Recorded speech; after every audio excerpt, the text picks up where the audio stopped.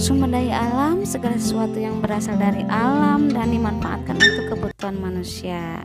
Sumber daya alam ini ada yang dapat diperbarui, yaitu dapat diperbanyak karena bisa dikembangbiakan atau mengalami siklus. Selanjutnya sumber daya alam yang tidak dapat diperbaharui atau tidak bisa diperbanyak karena berasal dari fosil yang tertanam jutaan tahun yang lalu. Contohnya batu bara ini berasal dari tumbuhan purba yang terpendam jutaan tahun yang lalu, dan minyak bumi itu berasal dari tulang belulang yang tertanam jutaan tahun yang lalu. Sumber daya alam yang dapat diperbarui mulai dari tanah, air, hewan, dan tumbuhan. Tanah dan air itu mengalami siklus, sedangkan hewan dan tumbuhan ini mengalami perkembangbiakan.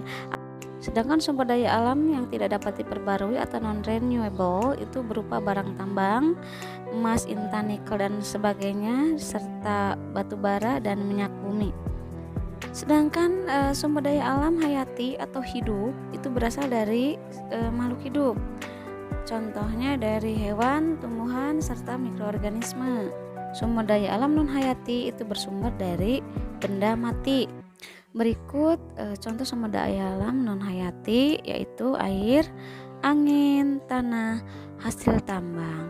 Kita langsung ya pada pembahasan soal berikut ini yang termasuk sumber daya alam dalam bidang pertanian, yaitu betul palawija, jawabannya A.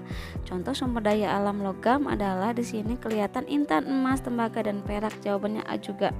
Timah dan besi termasuk sumber daya alam logam, jadi jawabannya D. Sumber daya alam yang termasuk hasil pertambangan lepas pantai adalah diantaranya minyak bumi, kayu jati, pinus, dan damar merupakan sumber daya alam yang dihasilkan dari tumbuhan. Sebutkan 3 contoh sumber daya alam hasil hutan, diantaranya rotan, kayu, dan karet. 4 bahan baku yang dapat digunakan untuk membuat kerajinan tangan, diantaranya rotan, kayu, kerang, dan tanah liat. Yang bisa kita manfaatkan dari sapi adalah susu dan dagingnya. 3 contoh sumber daya alam hasil perikanan darat adalah ikan nila, mujair, dan emas. Contoh sumber daya alam hasil perkebunan di daratan rendah, contohnya adalah tebu sebagai bahan baku pembuatan gula putih. Setiap daerah memiliki sumber daya alam. Pesisir pantai memiliki sumber daya alam berupa kekayaan laut. Daerah pedesaan sumber daya alamnya berupa lahan pertanian yang menghasilkan sayuran palawija dan padi. Daerah perkotaan memiliki sumber daya alam berupa tenaga pengolah. Adapun daerah dataran tinggi memiliki sumber daya alam berupa area perkebunan. Selanjutnya kerjakan oleh Ananda halaman 62 dan 67 kupetik. Selamat mengerjakan.